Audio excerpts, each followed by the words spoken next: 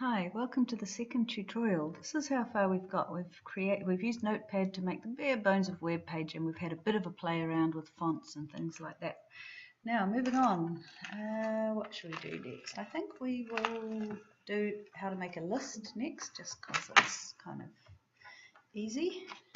Okay, I'm going to write the word, sorry to do this to you, but we're going to use the word hello again, which probably is getting a bit boring by now, never mind. Okay, so I'm going to put in that same word quite a few times again, and we're going to turn it into a list. I think we will make first of all, let's make a bullet point list.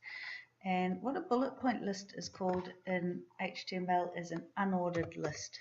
If it was a numbered list, it would be an ordered list. So it would be OL instead of UL. So we need to start the list, we need to end the list. Now we need each item in our list is going to be a list item. So we just go LI for list item for the first list item and close LI. And we actually, I'm going to do a cheaty thing. Instead of typing it lots of times, I'm just going to use my common sense, Control-C, Control-V, copy and paste. Now what I should have is a list with 4 words hello with bullet points. Let's just check. Oh, I know what I haven't done. I do want to indent it to show that anyone reading my code will be able to see that it's part of that the list comes within the unordered and the unordered list tags. Okay, save, reload. Hope it works. Oh, nice, bullet point list. Okay, I'm going to take the short way again, copy, go down a couple of lines, and paste, and this time I'm going to change it into an ordered list. So instead of UL, it's exactly the same. Instead of UL, it's OL. And save and reload. Cool. Pause the video if you need to, give it a go. Oh, let's put like a heading in front of each list. Lots of people make this mistake. They put the heading kind of here, but then it's going to be part of the list, which is just silly. So we actually want our heading, I want my heading to be over here on the left of the web page, so I'm not going to put it there. I'm going to put it outside the list. And that way, hopefully, the heading will be over to the left. Nice. Oh, it's kind of ugly. I should have made it bold, but you know how to do that now using the B tag like up there. Okay, next thing, how about a picture? And how about, because I don't like scrolling, we kind of do this near the top of the web page so that I don't have to scroll up and down all the time. Okay, a picture has a special tag, and that is img space src equals, is it equals, and speech marks for some reason. Now we need to put where the picture is. We need to put the name of the picture in there. So just a minute while I find it. I'll just pause the video while I go and get a picture ready to put in. Okay, I've gone and found my picture, and I've saved it into the folder, the same folder where my web page is. That's quite important. My first website, so I've put it in there so that the web page, which I'm typing up, which is that file, will be able to find it easily. So it is called, oh, what's it called? Let's have a look. It's called Baby Turtle, and it's going to be babyturtle.jpg. I can tell that because it's a JPEG image. Okay, here we go.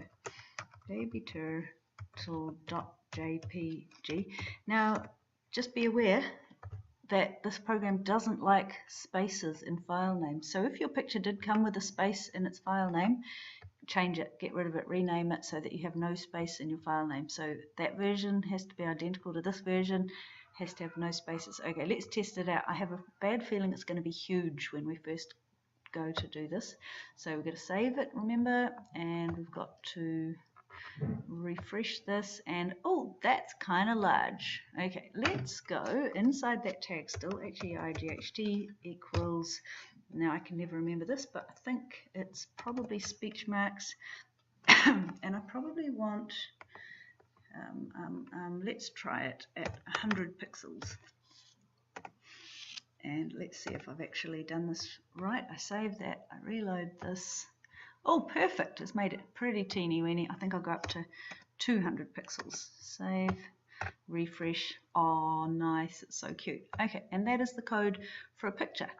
The image source is how you put the picture in, image source is what they stand for, and the height, if you need to adjust it. You can do the width as well, but I've found that when I do the height, it automatically puts the width in for me, so you don't always need to do both. Now the next thing is a hyperlink. So let's make a link under the picture to go to the Wikipedia page with about turtles, say. So under the picture we're going to put in here the code for a link, which is a space href, and then we need to put some stuff there which we'll get in a minute because we haven't got it yet. The words, so the words are going to be click here to see Wikipedia page, and then all of that will be the link, so that those words will show up under my picture and people click on them to get to the Wikipedia page. And the link tag A over there, A needs a closing tag, so we're going to go back /A. Okay, now in here I have to put the website address that I actually want to link to, which I'd better go and find. So let's type in turtle. I wonder if Wikipedia will be one of the first few hits, or if I have to actually, oh look, top one. Okay, come on, click. It's getting there, and we copy the hyperlink, paste it in there, and if I'm lucky I haven't left anything else. Save that one, go back to my web page, reload it. Oh, click here to see Wikipedia page, and let's test it out. Click on it. Is it working? Oh yeah, it worked. Okay, I want to go back because I want to go back to my web page. Now I'm not liking the fact that it's along the side.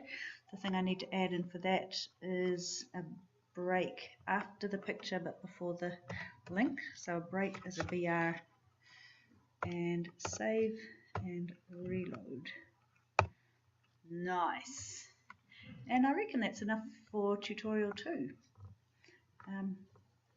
Have a go at that. I will actually paste the code. No, I'm going to make you type it yourself because that way you'll remember it. I could just give you a copy of this code and you could just type in the spaces, but actually typing it up yourself a few times does help you remember all the tags, the main tags. You can't possibly remember all of them, but remember the basic ones. It's very useful. Okay, laters.